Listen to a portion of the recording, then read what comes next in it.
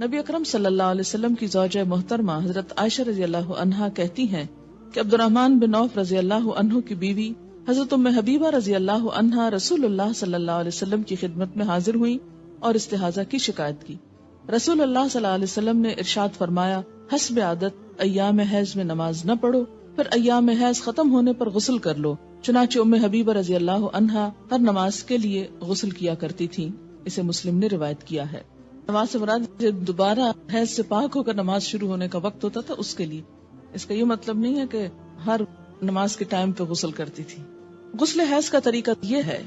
عن عائشہ رضی اللہ عنہا ان اسماء سألت النبی صلی اللہ علیہ وسلم عن غسل المحیض فقال تأخذ احداکن ماءها وسدرتها فتطهر فتحسن الطهور ثم تصب على رأسها فتدلكه دلكا شديدا حتى يبلغ شؤون رأسها ثم تصب عليه الماء ثم تأخذ فرصة ممسكة فتطهر بها.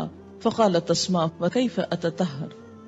فقال سبحان الله تطهرين بها. فقالت عائشة رضي الله عنها كأنها تخفي ذلك تتبعين أثر الدم. وسألته عن غسل الجنابة فقال تأخذ ماء فتطهر فتحسن الطهور أو تبلغ الطهور ثم تصب على رأسها فتدلكه حتى تبلغ شؤون رأسها ثم تفيد عليها الماء. فقالت عائشة نعم النساء نساء الأنصار لم يكن يمنعهن الحياء أن يتفقهن في الدين. رواہ مسلم.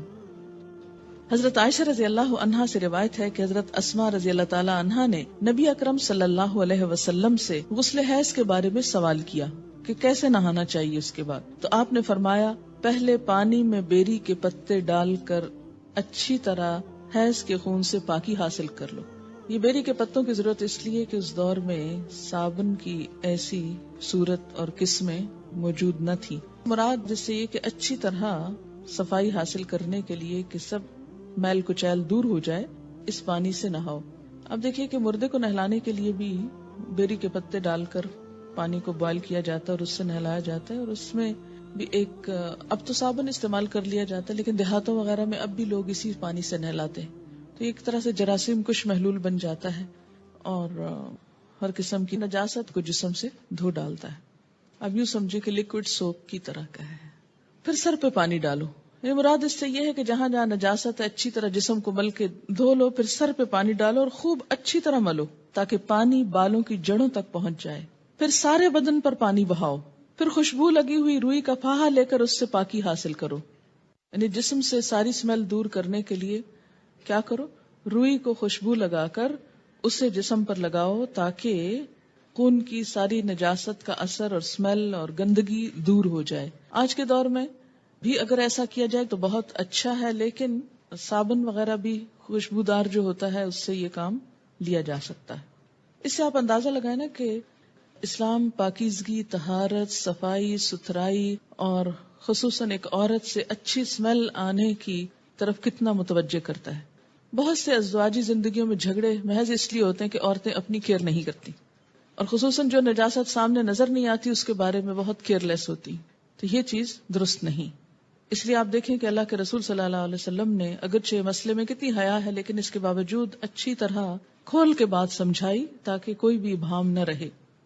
حضرت اسماء رضی اللہ تعالی عنہا نے عرض کیا روئی کے پاہے سے پاکی کس طرح، یعنی کاٹن بڈ سے کس طرح؟ آپ صلی اللہ علیہ وسلم نے فرمایا سبحان اللہ، پاکی حاصل کرو. یعنی اب آپ اس سے زیادہ اور کیا ڈیٹیل بتاتے. یعنی اٹس انڈرسٹوڈ کہ روئی کے اوپر خوشبو لگا کے جسم کے اس حصے پہ لگاؤ کہ جہاں نجاست کے اثرات رہے ہیں تاکہ وہ سب کچھ دور ہو جائے. حضرت عائشہ رضی اللہ عنہا نے آشتا سے بتایا کہ حیض کی جگہ پر لگاؤ.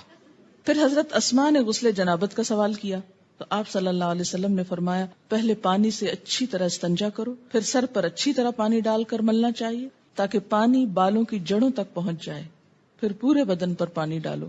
حضرت عائشہ رضی اللہ تعالی عنہا کہتی ہیں کہ انصار کی عورتیں بھی کیا خوب عورتیں ہیں کہ دین کی باتیں پوچھنے میں شرم محسوس نہیں کرتی. اسے مسلم نے روایت کی ہے. عورت کے سر کے بالوں کی جڑوں میں چوٹی کھولے بغیر پانی پہنچ سکے تو چوٹی کھولنا ضروری نہیں، لیکن اگر نہ پہنچ سکے تو کھولنا ضروری. کیونکہ بعض ممالک میں خواتین کے بال مثلاً افریقن کنٹریز میں آپ نے دیکھا ہوگا اتنے تھک ہوتے ہیں کہ آسانی سے انگلی ان میں سے نہیں گزرتی، اور بعض چوٹیاں اس طرح جیسے ہمارے ہاں فرنٹیئر کے علاقے میں اتنی باریک باریک بالوں سے بنائی ہوئی ہوتی ہیں، اور ان کو آپس میں پھر ان کے ڈیزائن بنے ہوئے ہوتے ہیں، اور بعض اوقات وہ اس طرح چپکا بھی دی جاتی ہیں کہ جس سے سکن تک پانی ڈائریکٹ نہیں پہنچ سکتا. تو ایسی صورت میں پھر ان مینڈیوں کو کھول دینا چاہیے. ان ام سلمہ رضی اللہ عنہا قالت قلت یا رسول اللہ صلی اللہ علیہ وسلم ان امرأة اشد ظفر رأسی افانقضه لغسل الجنابہ قال لا انما يكفيك ان تحسي على رأسك 3 حسيات ثم تفيدين عليك الماء فتطهرين رواہ مسلم. ام سلمہ رضی اللہ عنہا کہتی ہیں کہ میں نے عرض کیا یا رسول اللہ صلی اللہ علیہ وسلم میں اپنے سر پر چوٹی باندھتی ہوں، کیا غسل جنابت کے لیے کھول دیا کروں؟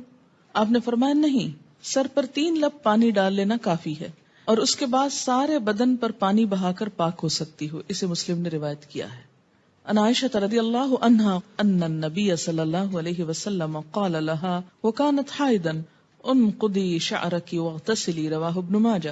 حضرت عائشہ رضی اللہ تعالی عنہا سے روایت ہے کہ جب وہ غسل حیض کرنے لگیں تو آپ صلی اللہ علیہ وسلم نے فرمایا اپنے بال کھول لو اور غسل کرو. اسے ابن ماجہ نے روایت کی.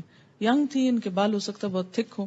حضرت ام سلمہ ایجڈ تھی، 4 بچوں کی ماں تھی، بال ایک ایک بچے کے بعد جھڑتے گئے اور ہلکے ہو گئے، اس لیے ان کے لیے کافی تھا کہ وہ پانی ڈال لیں. لیکن حضرت عائشہ کو آپ نے کچھ اور بتایا، اس لیے کہ ان کے بال تھک ہوں گے. اگر کوئی آپ کو یہ آ کے کہے اور لوگ کہیں گے کہ دیکھیں کتنی کنٹراڈکشن ہے حدیث میں، ایک حدیث میں لکھا یہ کر لو اور ایک میں لکھا وہ کر لو، لیکن دونوں مختلف مواقع پر 2 فتوے کیوں دیے گئے؟ اس لیے کہ دونوں کے حالات مختلف ہیں. اب ہر شخص اپنے آپ کو دیکھے کہ وہ کہاں فٹ ہوتا ہے.